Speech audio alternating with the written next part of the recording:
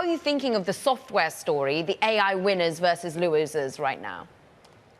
No, we really, first off, thanks for having me on. It's great to be back again. And it really is important. It takes, investors are very black and white. They want to see instantaneous results, but all of this stuff takes some time to filter through and figure out how we're going to deploy it. But the software and that moving away from, if you will, the picks and shovels of building out the infrastructure into the use cases and how that factors in, that is definitely a way that we see things playing out in the intermediate to longer term, because you're not going to be able to get away from AI. A lot of companies are trying to figure out how to deploy it, how to use it, how to train their employees in using it, because you've got those early adopters who are using it actively, and you've got the others that are not as willing to be on the bleeding edge, if you will, of the day-to-day use case.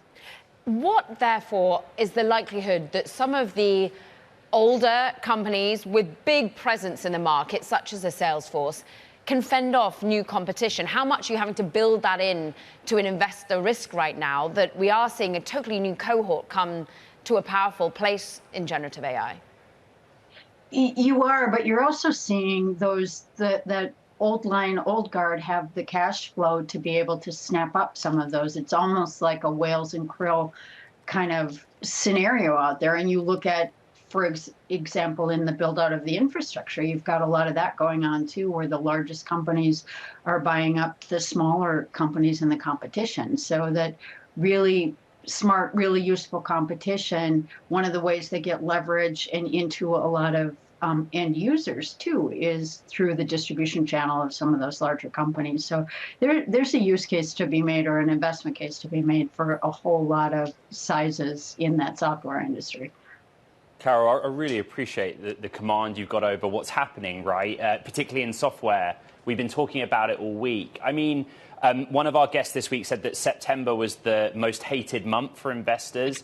But basically, we're going back to like old-fashioned earnings talk. Did they meet or exceed high expectation, particularly in software sense? Not really. Did AI have a tangible contribution to top-line growth? Not really. Is that the way that you approach a week like this? Well, I think a piece of it is investors have to understand what time frame they're using and where their expectations are, because we've looked at a lot of these companies, and you've got very active, when you step back from it and you look at the margins on these companies relative to most of the rest of the S&P, those margins are great margins, they're cash flowing businesses.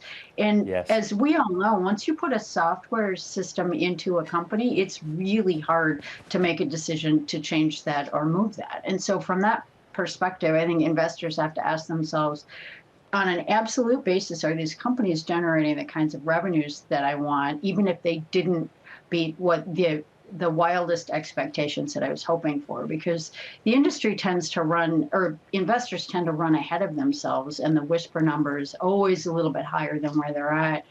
And yet the companies, the industry in general, yes, are generating amazing returns. Carol, this week we talked a lot about concentration risk, and the more sanguine of your peers in the market would say, well, we look at profit estimates for the Mag 7 in particular, but tech generally, so much better than the S&P 500 aggregate, but you have concentration risk. How are you thinking about that at the moment? I think one of the ways that we deal with it is barbelling portfolios and really leaning into that diversification, because there is concentration risk. You've also got higher valuations overall, and you've got markets that are primed for perfection, if you will. So they don't leave, that doesn't leave much wiggle room, other than when you get big pullbacks like we had in April. It's one of the reasons why I think the pullback was so short-lived back then, and the reset was quick, is people who had been sitting on the sidelines looking for an opportunity to get in did.